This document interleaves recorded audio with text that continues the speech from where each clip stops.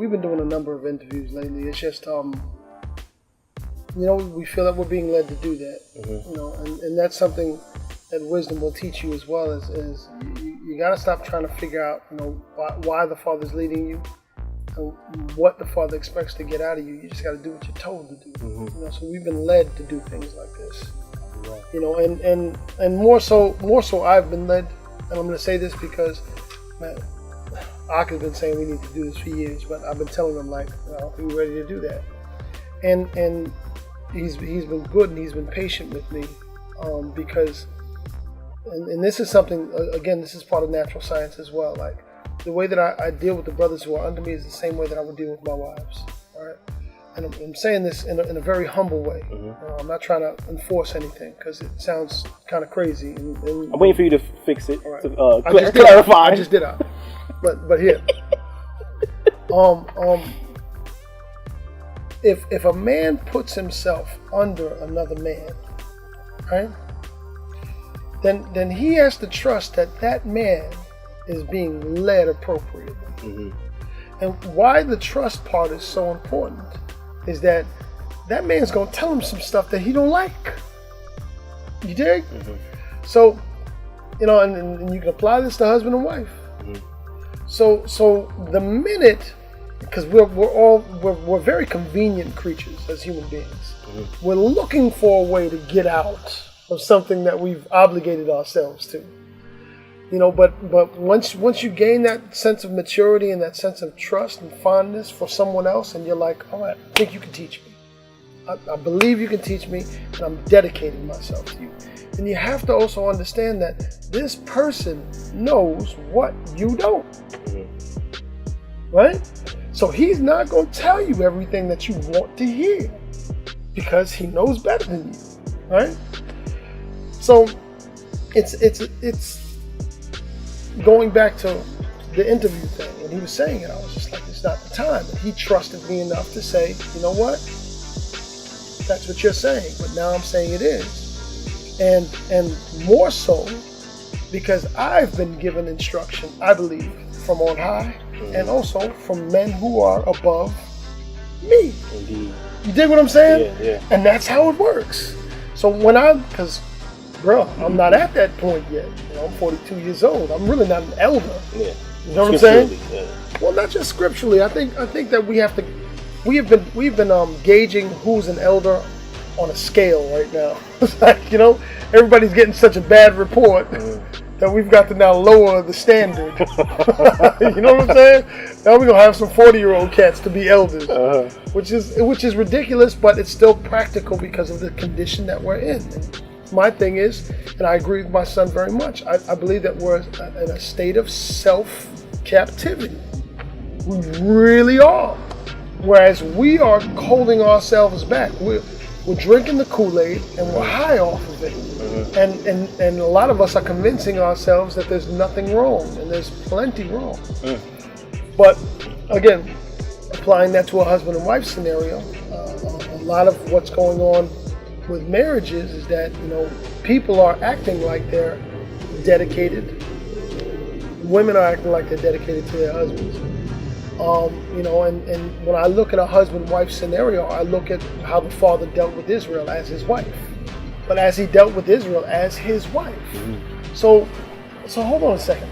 The Father was the husband to Israel.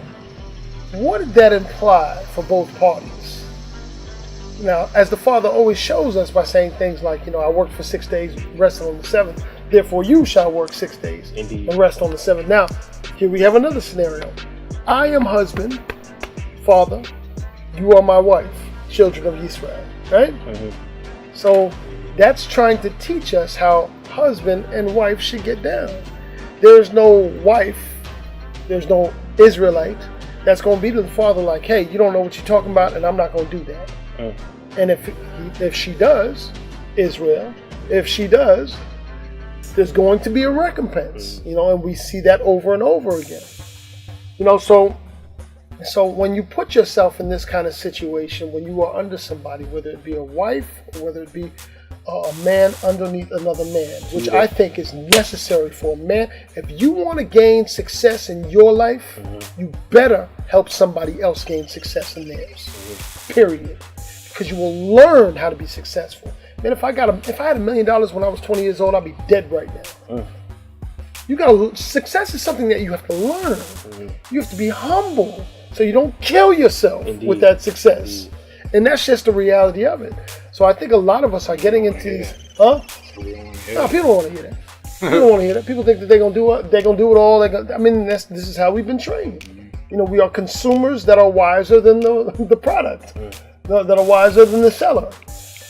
But I think a lot of people are getting themselves in these situations and they're not really serious about it. And they don't say to themselves, what the most common thing is, yeah, well, I'm gonna follow my husband, unless he says something against Torah. It's like,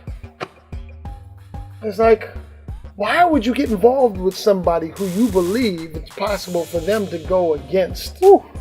Why? Okay. Then you stupid. Yeah. Because you got this in your mind already. I think you need to chill and replan this piece. Yeah. So you need the kind of dedication like, I am going to serve you.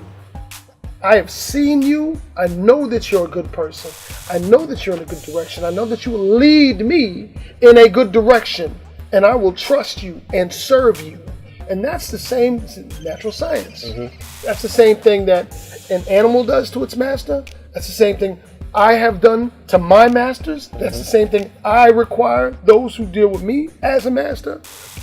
Same thing I require of my wife, my wives. Doesn't matter. So people have to put themselves in that kind of mindset.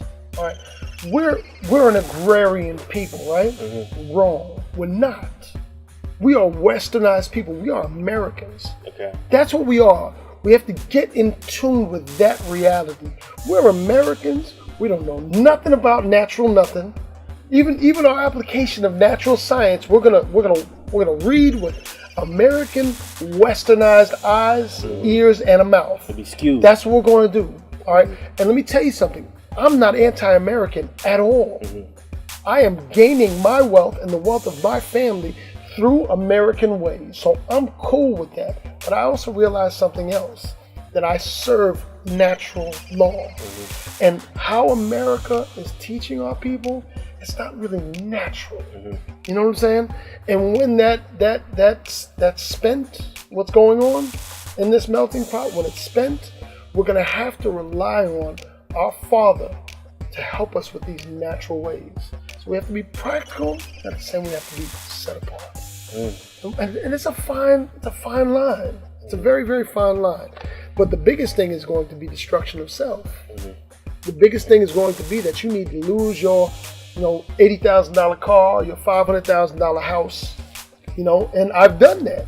And you need to take your butt to a field where you have no resource that's familiar to you. And you need to serve. You need to serve. And see, this is the thing. When people say things like, this is, let's say it's not a religion, it's a way of life. BS. You cannot say it's not a religion, it's a way of life, and not follow the way of life. Right. Abraham. What would Abraham do? And let's not go, what would Jesus do? What would Abraham do? Would Abraham let those who eat unclean serve him food? All right, so that disqualifies 90% of the Hebrews from the way of life piece. Just that alone. Would Abraham live in Sodom? They go to the other 10%. Do you dig what I'm saying? He wouldn't. He was like, nah, man, Lot, you crazy. I'm not going to that city. You are tripping. I'll be here though. I'm gonna help you, but you're tripping. You cannot have a set apart way of life to be set apart. You must do different than what they're doing. All right? I'm not saying you need to condemn them. Again, I'm not anti-American. I'm just not. And I know that looks away to a lot of people. But I'm a practical person. So many people who are anti-American, they're on food stamps, they're on welfare. They rely on it. They rely on the subsidies. First thing that happens when drama happens, they pop off, they call on the police. I mean, they're American to the T, but they hate Americans. which creates a controversy within them. They can't think real.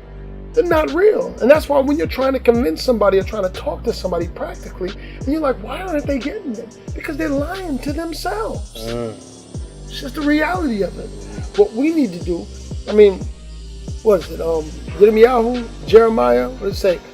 When you go into captivity, you need to plant vineyards and marry and build houses. And then what? Marry your sons and your daughters to. What else to say? To one another. Okay, what else? For the captivity is going to be long. I remember that part. Everybody misses this part. Seek you the peace. Of the land that you dwell in. Of these cats. Yeah. Because it just makes sense. Because you're there. Cats be like, man, you can't live in Israel. You're going to have to send your children off to war. So what you going to do? Sit down and get shot? You need to work for the benefit of where you are. I'm not saying to go against Torah, but what I'm saying is you can't sit down.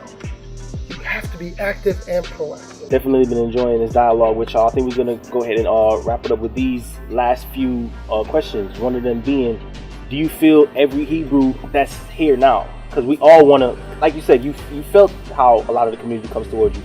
Get our hands dirty. We get our hands in the dirt. And then nothing actually gets started. So from your perspective, from either one of your perspectives, what would be those first steps to actually being effective? And like the conversation we had on Facebook, where it seems like a lot of pontification, and it's true. I completely sympathize with those and feel the same way. There's a lot of talk and barely any action, and I think we're in a transitional stage where it's not everyone don't have to be Malcolm X now. We can actually start getting stuff done. So where do you feel that the first steps would be for that?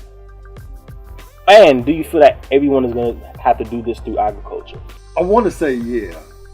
And the reason I want to say yeah is because agriculture is the lane that we are less involved in. So in my perspective of that, it gives us a broad lane to jump into because we're just missing from it altogether. And from what I've experienced with just our customers, when they see our ethnicity, when they see our youth, it forces them to want to involve themselves. It forces them to want to buy from us, to support. The ones that actually come and see the work. I ain't talking about the social media, but you got those out there in social media world that still a support to a degree. But when people around the community see us in motion, see us in action, they want to support more. So I think agriculture is one of the better lanes because of the food deserts that's existing now. You know what I'm saying? We'll trust ourselves with it better. You know what I mean? When you run into somebody that's talking about food and you kind of tell he's really into it, whether he really know what he's talking about or not, you want to trust that he know what he's talking about. Like, that brother took effort in a lane that there are less of us in. So you kind of want to believe that he knows what he's talking about. But to me, that creates a broad avenue for us. So I'm going to say yes to agriculture. Okay. I could not stress more enough that health is the most important thing in your life. No matter what your job is, no matter where you've been both in your life, the experiences that you had, your health is top priority. Understanding how to eat, how to treat your body better, understanding where your food comes from is very, very important. So whether or not you are being pulled in the direction of agriculture in order to gain that experience to lead you somewhere else, that's totally up to you. I would impress upon everybody that you need to come out, understand who grows your food. Stop going fast food, stop eating fast food, stop eating poison, stop filling your body up with poisons. People wonder why they can't think straight. It's because your body's not right. You feed your body feeds your mind. And if you can't get your body right, you'll never be right in your mind because you'll be stuck with all the poisons that are floating through the system. People talk about GMOs all the time. People talk about, we're going to eat non-GMO, we're going to be healthy. No one really understands the science behind genetically modified organisms, the science that has been done by the people who are keeping us in captivity in order to keep us like this. They think it's all social, it's all social problems, or it's all, kind of on the surface type stuff. Nah, it goes real much deeper than that. I don't want to get too much into that, but my topic my topic to push is eating healthy, understanding where your food comes from, and why that's so important. Now, for people who are influenced in a way to go into the agricultural route, I believe that really has to be a goal for you. A lot of people I've seen talk about agriculture in a way like, oh yeah, like, you know, farming is great, like we need to get on land and yada yada, everything. Yeah, we gotta grow our own food, and you know, everybody's on that tip because that's what's popular right now. Just as eating organic is as popular as it is because it's a term that people hear and they just assume because they just assume because that's what's being pushed. If you have a real need to get into agriculture, if you feel you are being pushed, if the Spirit is with you and is bringing you into this path, then yes, we are here for you. Come see what we're doing. Reach out to us if that's what you feel is your path. It's not everybody's path, and there are other areas of trades work, industry that could be the lane for you. We don't need 1,500 farmers doing the same thing. We need other people in other lanes doing things that the community needs. We need people for security. We need people for engineering. We need people who are good at speaking. We need people who are good with health and nutrition. We need people who are there are a million and one things that could help to support a community. We need all those things. So in summary, you're pretty much saying everyone needs to seek mastery in a trade, in an industry. And that's going to be important. So like I was saying before, find your vision, find your path, you know, pray about it diligently, ask your elders, look for support. You may not be able to find all these answers by yourself. There are people around to support you, and you should surround yourself by those people. Indeed. And like I said, you know, we are here if you're trying to do something with agriculture. You know, our services are available. You know, come buy some food, start a conversation. And we'll see what we can do. All right, I will try and be quick. Firstly, those who want to live vicariously through what we do and just support what we're doing, you can send some money to us through PayPal at locallands.net. Cash App. PayPal at locallands.net. Spell that? PayPal. Yeah, but local land. LOCALLANDS.net. PayPal at locallands.net. I want to say that first and foremost because some people just don't know what to do with agriculture. It's just like so foreign. And it's important that we offer solutions, not just problems, right? I'm gonna kind of piggyback off of what you said, even though I'm in agreement with you as well. Industry is the most important thing for us. The reason why we cannot get out of and I use the term "we" very loosely, because I think that the captivity right now is so complex that it encompasses Gentiles and Hebrews alike. I really do, because you know it's the consumer dynamic.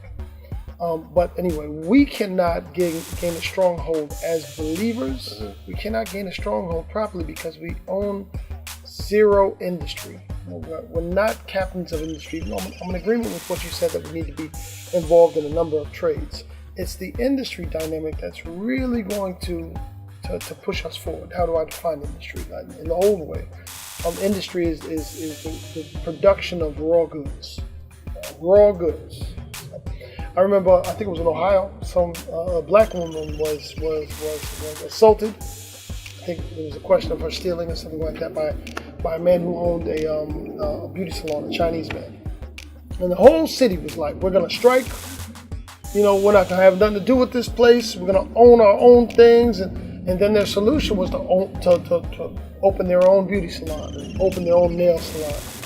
And I'm just sitting there like, but you still don't own it. You know, because you're going to have to buy that hair and that shampoo and those nails and all that stuff. You're going to have to buy from the same type of people you're trying to strike against. So basically, you're creating a retail outlet for these wholesale people because they own the industry. You know what I'm saying? Yeah. And then as we see more of our people waking up, they begin to take pride in trades that still have no real industry. They'll start making, and I'm not judging anybody, but they'll start making T-shirts or You know what I'm saying? The yarn stuff for things that really have no power, no hold on power. You know? Like growing food from the ground has power because 4 months ago we got this place, but it was full of trees, 40 feet tall. And now we've created food supply. We built a building in 9 days. You was here when we started. Mm-hmm. Even help. And helped. And come on, don't be selfish. and and we did it to the way where now we're making money selling food out of. And not for nothing. I mean, the head of this organization is not graduated from high school. So this is an opening. It's a field where we can start to take advantage of, where a person can make something from nothing. Steel workers, miners, mechanics, engineers, things like this. You understand what I'm saying? Yeah. Where, see, we teach all these things. We teach electric, we teach plumbing, we teach carpentry, we teach everything here. Everything that a person can actually become self-sustainable in. That's so important. You understand what I'm saying? People were talking about buying a town. How you gonna buy a town? You don't even know how to hinge a door. You can't even grow a tomato. And people are gonna start to find out that it's not as simple as this. And you have to, and I always preach the servitude part. But again, here's the last part. Any baker will tell you, if a baker is in a bad mood, their bread ain't gonna come out right. You dig? Who you eating your food from? What kind of mood are they in? Sacrifice to idols much? Who knows? You have no idea. Never mind the fact that teenagers are preparing your food and intermingling it with forbidden things. If we are to gain a stronghold on what we're doing, we have to gain a stronghold on industry. Period. Most of us, we want to hold on to what's killing us in order to find life. It doesn't work like that. Life and death don't work together. They're not on the same team. So you gotta let go of that, and you gotta grab onto this. So when we're talking about people, and what do people gotta do? People may have to die. They have to kill whatever's killing them within themselves. And really be honest with themselves about their results. And that's that honesty piece is something else, man. Because you'll see people arguing till they're blue in their face, and I'm like, you think they really believe that stuff? Because it doesn't make natural sense. You know what I mean? So I don't even remember what we were talking about a second ago, but that's the gist of that.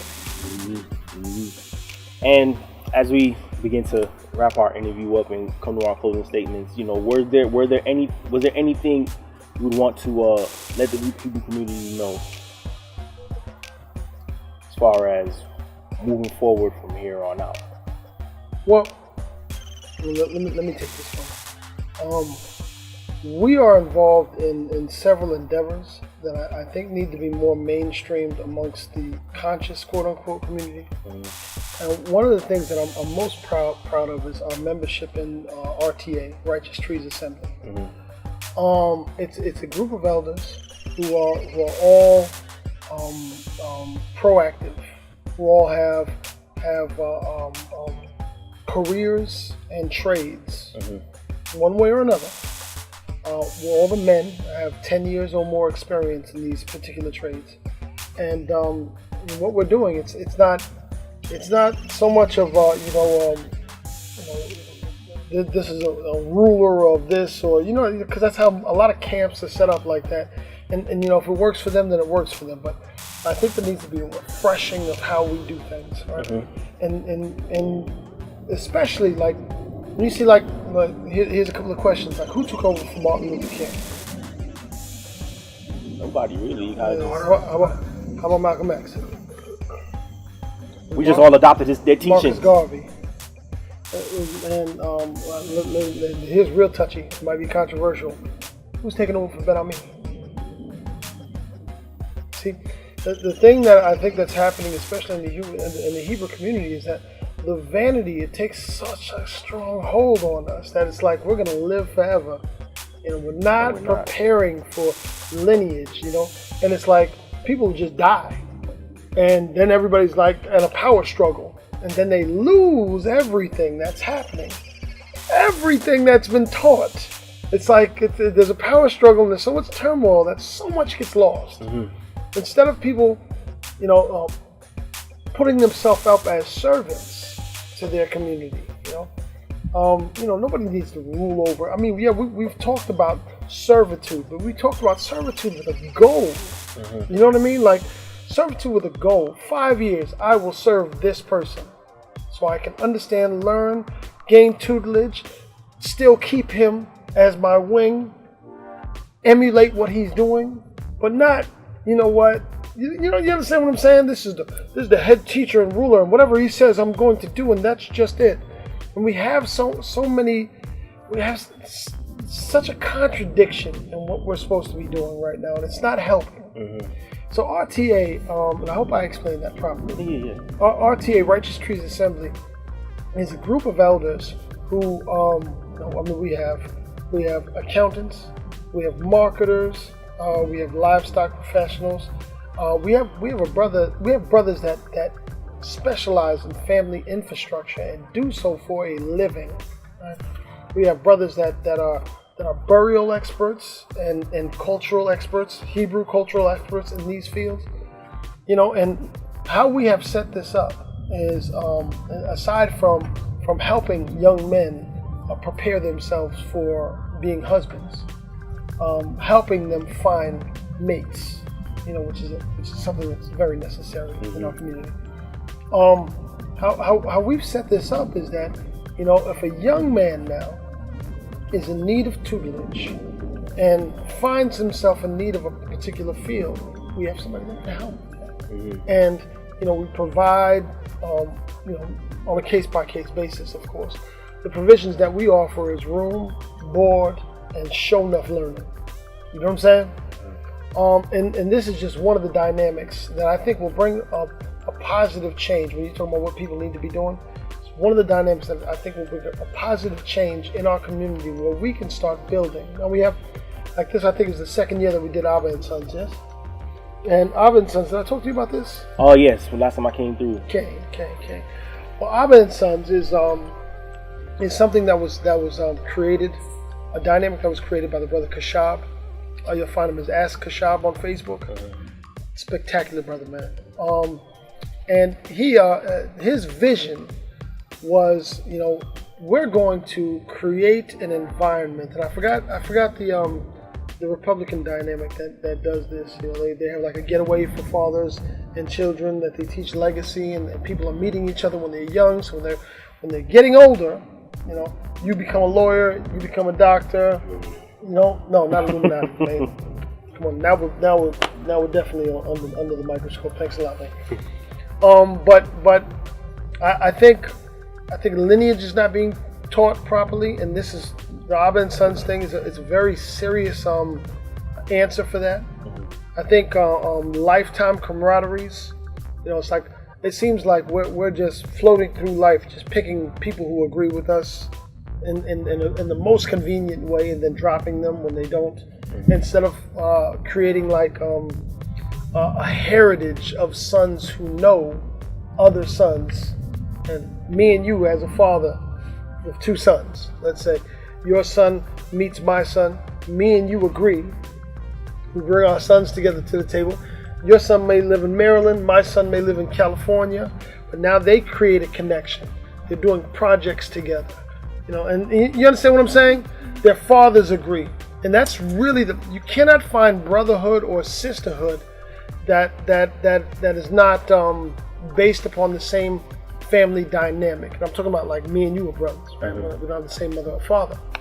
But we have to actually have the same dynamic over us in order for us to really relate with each other.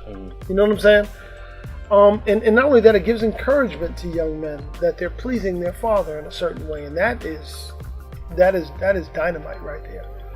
So this is one of the things that we've created as initiatives in RTA, and anybody who wants to look it up, I think it's just Righteous Trees Assembly on Facebook. I think it's RTA.com. There's a likes page. Huh? I think there's a likes page. You just hit like. I think so. Get the feeds and stuff. So you'll get the up to date information, day by day and week by week. You can reach us on Instagram. That's what all the kids are doing these days. Geechie Farmers. Or we have a Geechie Farmers page on Facebook as well. Or simple the websites, locallands.net or atlantaharvest.com. T-Brew Farm. Tbrewfarm.com. We have a tea company as well. This is what we're doing here. T-E-A Brew, B-R-E-W, Farm, F-A-R-M.com. If there are any farmers that are listening and they have livestock, we have a livestock page as well, GeechieGrain.com, where we sell non-GMO livestock feed. We got everything from chickens to broilers to high protein, ducks, pigs, cow, whole nine that we sell. Mm-hmm. Wonderful, wonderful. Well. Oh, you know, my son, he's a photographer and a videographer, an excellent one at that. Realism.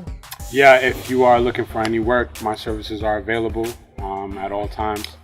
I do photography work, videography work, graphic design. I'm a visual artist, so pretty much anything that is needed, I'll work my hardest to get you what you need. You can look for me at realismproductions.com.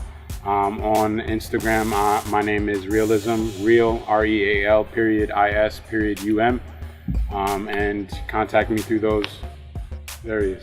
Wonderful.